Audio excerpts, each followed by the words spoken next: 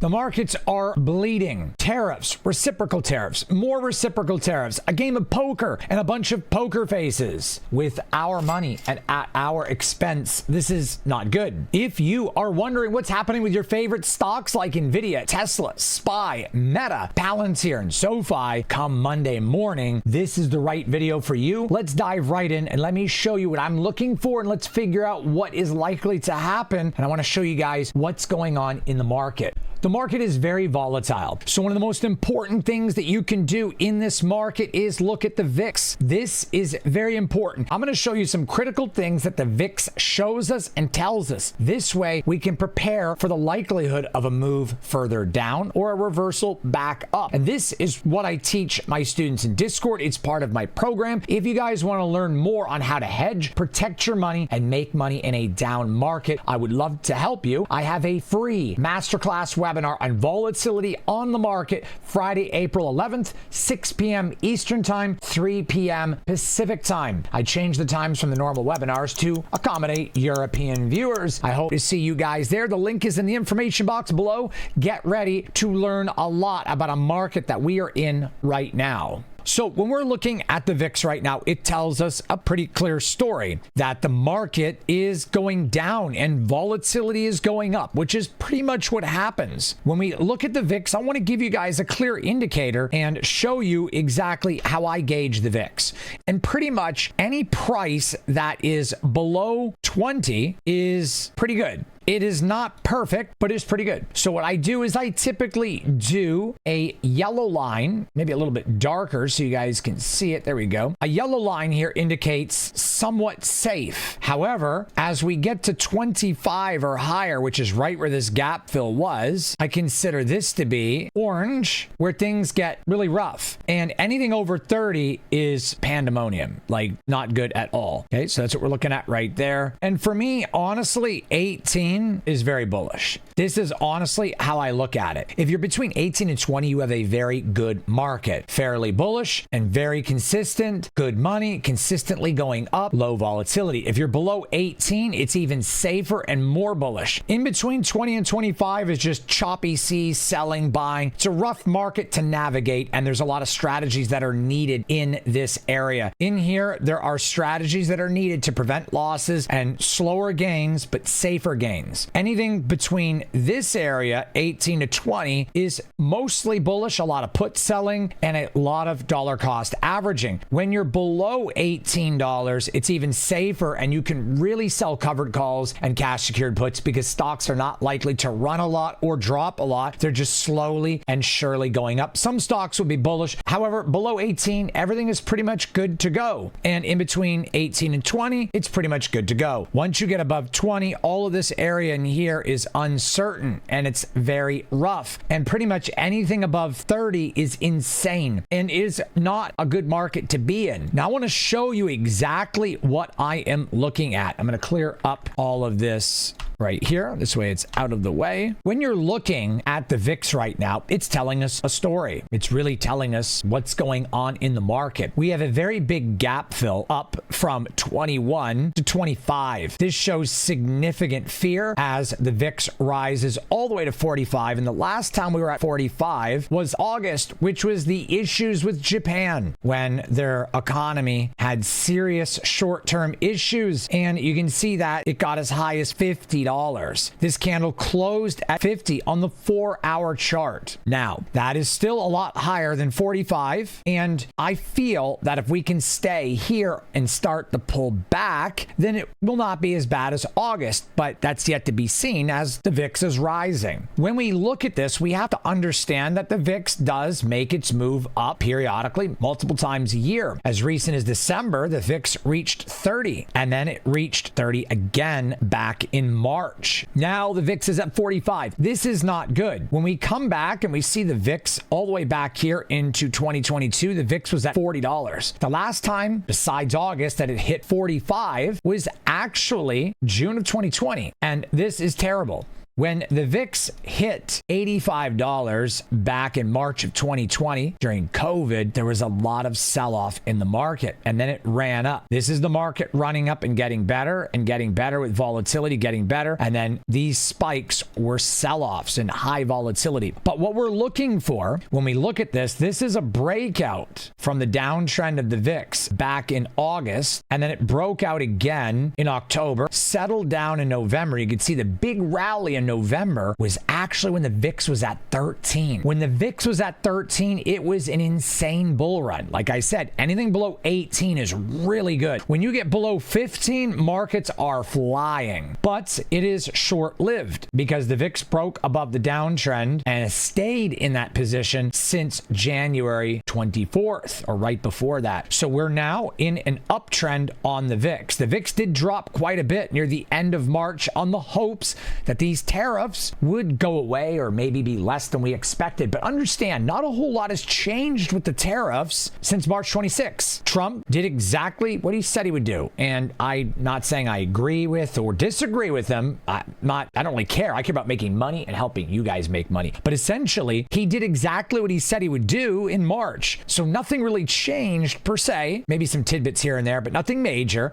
And yet all this extra volatility. So it is partially an overreaction. And stick around because I'm going to explain to you guys why the SPY dropped. But I want you to understand that when you're looking at the VIX, you have to understand that the VIX is telling us that it's very, very bullish. The VIX is bullish, which means the stock market, fear-driven, highly volatile, and heading towards a bearish direction. Or it already is bearish, but towards a bearish market. Now, let's look at what we're trying to figure out. I don't want to say that we're at a bottom right now because I'm looking for signals in the VIX. I want to see a break of structure and a change of character. And what that means is if the VIX starts pulling back a little bit, the moment it closes below 38 right here, so it comes down, dips up, comes back up, and closes here below 38, and then starts another red candle, that is a very strong signal that the VIX is turning bearish, which in turn, volatility is calming and the market will stabilize. It is just the first signal showing me that, okay, things are looking better. What I'm personally looking for is the big change of structure, which is right here at 29 and 30. Once it breaks below 30 right here and closes and pushes down, it's safe to say that we could start looking for entries at the bottom. Right here is somewhat of a signal, but right here is a lot safer. Once the VIX closes and gap fills here and comes back down in the 22 range, I would immediately start buying any dips that I see. But it's hard to say when this is going to happen. So realistically, we need the VIX to at least make its way south of $38 to show us that volatility is dropping. That's what we're waiting for. Let's take a look at Nvidia. So Nvidia is a very big tech stock. In fact, it's the biggest tech company in the world. And when we look at this stock, we can see that it's really low. In fact, we're back into March of 2024 highs. And right here, there is a very strong support at 84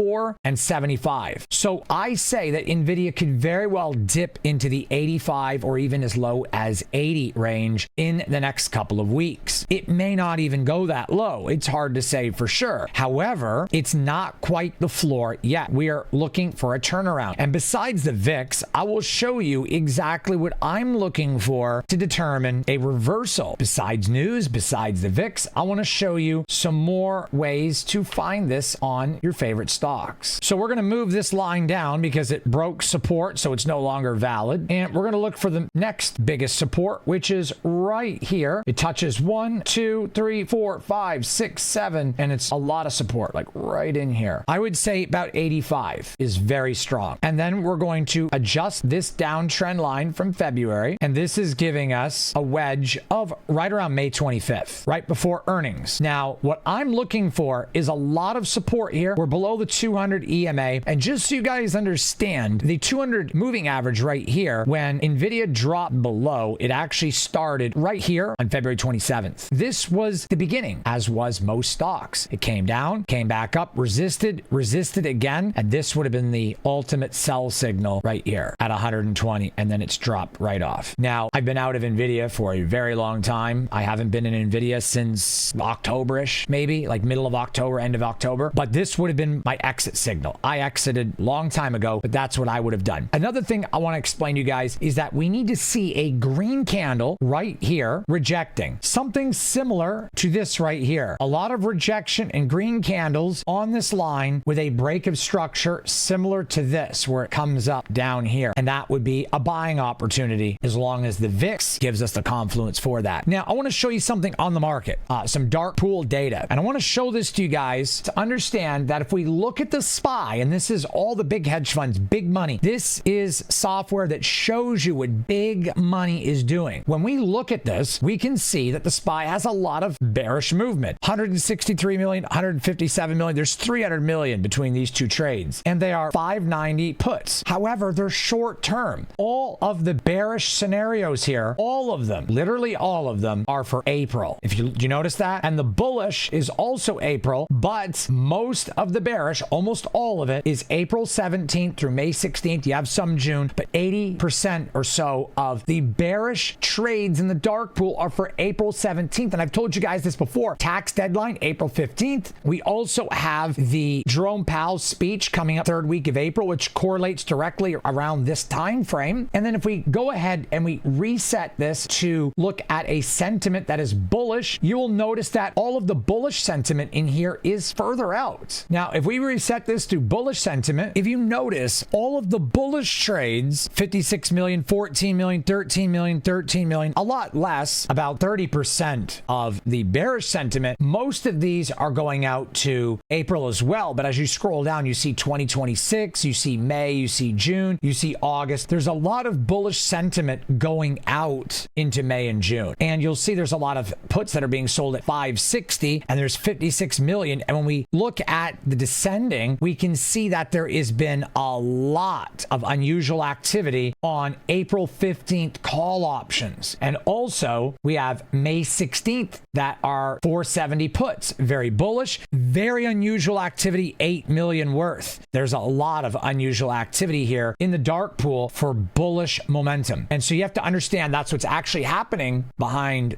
closed doors. So there is a lot of bullish momentum. All the bearish momentum pretty much ends April 17th, but all the bullish momentum, most of it is in May. So there's a lot going on with this April 15th number. If you notice, it's all April 15th, April 17th. Everything's middle of April. And there's something really going on. And all the bullish momentum is for May. End of April, beginning of May, going into June, which is right where this wedge is as well. A lot of the data is kind of matching up here, but it's hard to say exactly what's going on. Now, if we look at Google, there has been tariffs imposed by China on America, and also there has been a target on Google's back from China. So it's been dropping quite a bit as well, although not as much as Meta or not as much per se as SPY, but relatively similar percentages, although it doesn't seem that way because it's really only dropped $13 in the past week, whereas SPY's dropped a lot more, but it's more expensive. So it kind of all works itself out. Again, when we look at Google, we can see that we're kind of at a low price of where it would have been this time last year. So I could see Google truly dipping into the 139 to 140 range quite easily. It looks like it's going back to 135, and it is possible. So I'm waiting to see some confluence. But the one thing that looks very strong on Google is that it has dropped here, went back up, dropped back down. If it resists this again and starts coming back up, this could be a very strong indicator that 140 to 145 could potentially be a bottom and start working our way back up to this 200-day moving average, which would be 153. Looking at Meta, it has dropped a lot. And again, same scenario back to August and even as far back as April of last year. There's been a lot of movement on Meta between 470 and 500. So we're right back in that mix. Ultimately, I believe Meta could go as low as 450 in the next couple of weeks, but I'm not so sure it would hold that price. I think it would come back up quite a bit. I think there'd be enough buying potential there that holding that area will be easy, and moving away from it would also be fairly easy. I feel like the consolidation range and the bottom for Meta, it's hard to say, could be in this range as well. But what I'm looking for Meta is what I've explained previously in other stocks. We got a really big gap here, and we've got a lot of resistance here, and then it continued to sell off. If it can reject 490 or 500 and push its way up, and we have some buying that will give us some confluence. But unfortunately, at this point in time, we are waiting to see the confluence influence, and of course, price action showing us that these stocks are indeed getting bought up. If we look at the Bollinger Bands and we go to the daily chart, we can see we've stretched well beyond the Bollinger Band. And typically when this happens outside of a major catastrophe or a sell-off like we have right now, we would normally see a bounce back up. And we can see on the daily chart, there's a lot of gap drop right here and slippage, but now it's a daily doji. This on the daily candle and on the Bollinger Band shows some considerable strength that we're oversold. We've dojied on the daily, gap down, and we've stretched out the Bollinger Band. This shows very strong potential, but we need to see a green doji for Monday, Tuesday, and Wednesday of this week. There needs to be some green dojis here on the daily charts. So this week will dictate how we should be looking at this stock going forward. We get these dojis up and down, then 500 is likely to be a pretty strong support. Only time will tell. Also, looking at the SPY, I want to explain something else that I explain to my students, and this is something that's very important and something I teach all the time. And if you want to learn this and you really want to dive in and learn how to take advantage of this situation in the market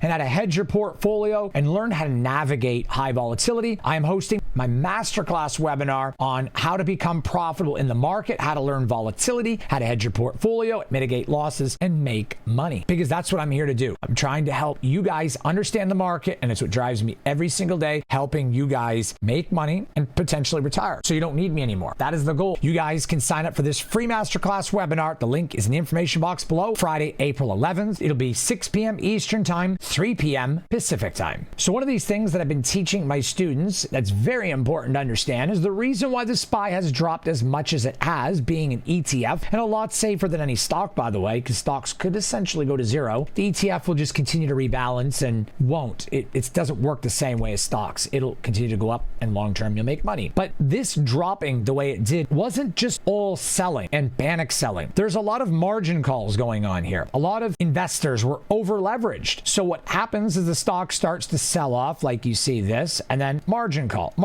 stop loss, margin call, more selling, stop loss, margin call. It just keeps driving the stock lower. About 30% roughly, based on dark pool data, 30% to 40% of this drop was margin calls and stop losses. So essentially, if traders understood, whether they're beginners, intermediate, doesn't matter, investors like you and I, but that are new at this, new investors, let's say. So for new investors that aren't used to this and don't have a lot of experience, didn't over leverage themselves or use stop losses the way they did, a lot of this move wouldn't have transpired the same way.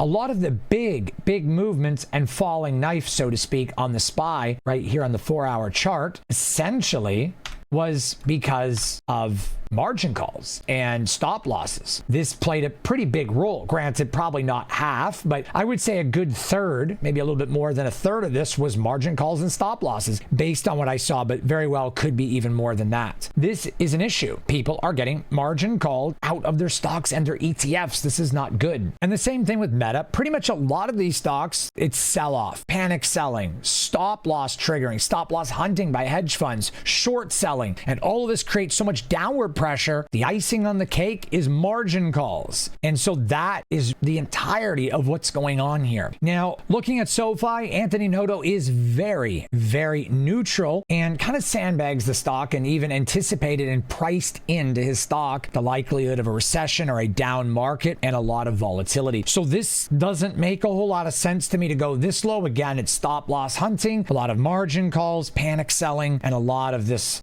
craziness that we've got going on. But there is a lot of support here. If these candles resist and SoFi consolidates, it shows us that there's a lot of support at $9, and this will be a good time to buy. Not yet, but if this continues this week, looking at the daily candle, we can see a lot of slippage. There is so much of it and a lot of gapping down on SoFi, and we can see that it's gapped here and here. Gaps are not good. We can see that there's also another gap that it filled here, which also signifies a potential for support. If we get that, SoFi can hold on to a $9 support. If we can get some daily doji candles either sideways or working their way up in any form of the matter, just like that, we will be doing okay on SoFi. And this, along with oversold RSI, shows us that this could be a good buying opportunity. But we will know as this week continues. We will know as we get further along in the week. So Palantir is the same thing. We've dipped below this previous low of 74 and almost broke that previous low in March, which was 71.80-ish. So that is a very low mark for Palantir, but I have been saying that Palantir would be due for a pullback and we could see Palantir go as low as $60 in the coming month, but we're looking for some stability. And in order to get that, we go to the daily chart. There's no gap, fairly strong compared to other stocks. And if we can see daily candles over the next week in this range, doji in green and red, it shows a lot of support and stability in the $70 range. So we could then, at some point, not yet, potentially look to sell $70 puts or buy stock at $70. But we have to wait to see if this confluence lines up, meaning we see this for the next week and the VIX starts to go down. If the VIX starts dropping down into the $20 to $25 range at the same time these stocks start dojing like Palantir, then we know 70 has a lot of potential. And this is what we're waiting for. This is just one of the many confluences to start this entry process, so to speak. Tesla is one of the very strong stocks because Elon Musk is working directly with Donald Trump, and there's exemptions for imports and tariffs on automobiles, and about 70% of Tesla is manufactured here. So they're not going to be hit as hard with tariff issues, which is why Tesla has maintained a lot of support in the $230 and $240 range and has not dropped anywhere near as much as a lot of the other stocks, although it was beaten down quite a bit prior to.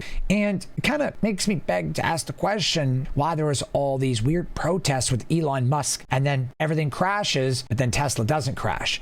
Had those protests not taken place, Tesla would still be up here even right now, because after all of this sell-off started happening in the last month, Tesla hasn't really changed much. In fact, when most of the sell-off started happening, it was in here in the 300 range, and it's been fighting to stay in the 250 range. So it's a drop, but most of this drop happened before February. But Tesla is very strong on the current situation. It is hard to say where it's going from here, but you can see it's very volatile, and this stock very well could dip into the $170 or even $150 range, but there's a lot of support in the 200, 190 to 200. Tesla's very strong, and tariffs don't matter as much to Tesla as they would other stocks. So I'm waiting for some neutral activity here and consolidation while the VIX goes down to figure out the likelihood. But right now, still not a buying opportunity just yet, but there is a lot of strength here on Tesla. One thing I forgot to mention about Meta is they're not really in a situation to be tariffed. They don't really sell a lot of stuff, but at the end of the day, they're really a services and software company, really Facebook advertising platform. And so they're not likely to get hit with tariffs, so to speak. But the issue is going on with the lawsuit with Meta, which we're going to have some form of resolve, or we're going to have some form of update in the next 10 days because this lawsuit is on the 14th to the 15th. There has to be some answer by then. I believe that's the deadline. So this is playing a big role in Meta, not so much the tariffs. This market is absolutely wild. It is crazy, but fundamentally strong companies that haven't changed their fundamentals are a good investment. So if you have them and you're in the red right now, as long as you're not more than 10 to 15% of your portfolio in that one company or any one sector, then long term, you should be okay. In fact, the market and the history dictate that you will be. It's all about strong companies and being able to wait through volatility and all the noise in between. If you get in at a certain price here and the stock drops down here, it doesn't matter as long as you exit over here later on down the road. It's all about staying in for the long haul on strong stocks during these uncertain times. There's also other strategies you can employ in your portfolio to make money right now, mitigate loss, and take on better positions. I'll be teaching this in my upcoming webinar on Friday, April 11th, how to become a profitable trader and learn the market and its volatility and how to stop losses, hedge your portfolio, and make money in a crazy volatile market. I'll be teaching those strategies there Friday, April 11th, 6 p.m. Eastern, 3 p.m. Pacific. I will see all of you there. Let's see what the market brings us Monday morning, and I will catch you guys on the next upload. Take care, fam.